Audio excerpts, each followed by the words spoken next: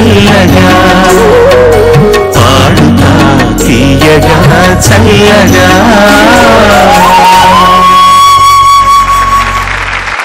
లాస్య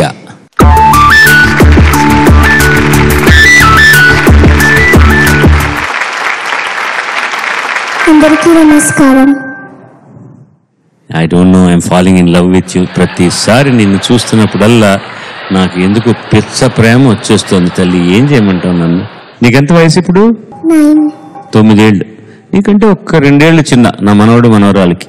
నా మనవరాలు ఇలాగే ఉంటుంది అచ్చం. శాంభవి తన పేరు. పెద్ద పెద్ద కళ్ళు, నవ్వు, ఎంత లక్షణంగా ఉన్నా. అమ్మ దిష్టి తీయించండి, తల్లిదండ్రులు ఇక్కడ ఉంటే మాత్రం నా కళ్ళే పడుతున్నాయి ఎక్కువగా. లాస్య ఎంపిక చేసుకున్న పాట రచన వేటూరు సుందరరామూర్తి గారు, సంగీతం ఆర్పి పట్నాయక్ గారు, గానం ఉషా. జెమినీ సినిమా నుంచి దిల్ దీవానా.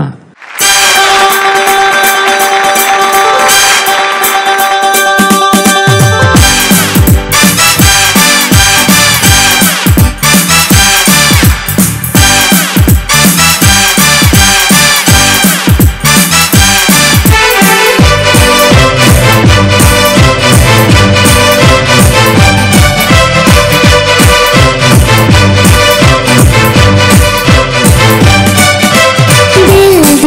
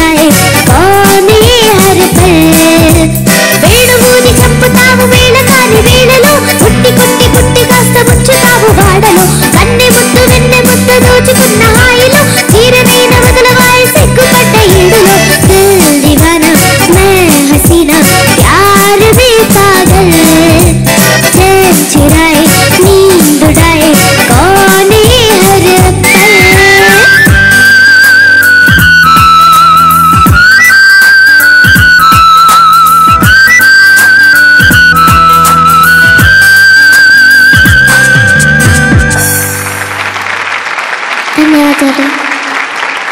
సూపర్గా పాడావు, చాలా బాగా పాడావు, చాలా అందంగా ఉండింది. అంటే నేను ఒక్కోసారి ఆలోచిస్తాను, మేము సింగర్స్గా ఈ పాట పాడాలి ఆ పాట పాడాలని చాలా మనకు ఒక ఆశ ఉంటుంది. అలాగే కొన్ని పాటలకు ఆశ ఉంటాయి ఈ సింగర్స్ మన పాడాలని. ఐ థింక్ ఎన్నో పాటలు లైన్లో నించుకున్నాయి, లాస్య మమ్మల్ని పాడితే బాగుంటుందని. అలా ఒక divine voice, beautiful face, a beautiful soul అంతా అది మిక్స్ అయ్యి వినేందుకు అంత ఆనందంగా ఉంది. ఒట్టి వినేందుకు కాదు, నేను చూస్తుంటే సార్ చెప్పినట్టు చూస్తుంటే చాలు, నువ్వు మాట్లాడితేనే పాటలా ఉంటుంది అనుకుంటా. అది నువ్వు పాట ఎలా పాడితే ఇంకా బాగుంది. జనరల్గా ఏంటంటే అక్కడక్కడ శృతి అటు ఇటు అవుతుంది, అది నాకేం పెద్ద ఇబ్బందిగా అనిపించలేదు. ఇప్పుడు లైక్ మేమందరం స్కేల్ పెట్టుకోవాలి, దిల్ దివానా మహసీన్ ప్యార్ మే పాగల్ చైన్ చైన్ అనేది కొంచెం తక్కువగా ఉంది. సో వాట్ అయితే ఏంటిట, ఆ చిన్నపిల్ల ముద్దుగా పాడుతుంటే అలా పాడుతుంటేనే మజాగా ఉందన్నమాట. అది ఆఖరికి హిందీ లైన్స్ వచ్చేసరికి కొంచెం ఇబ్బంది అయిపోతుంది.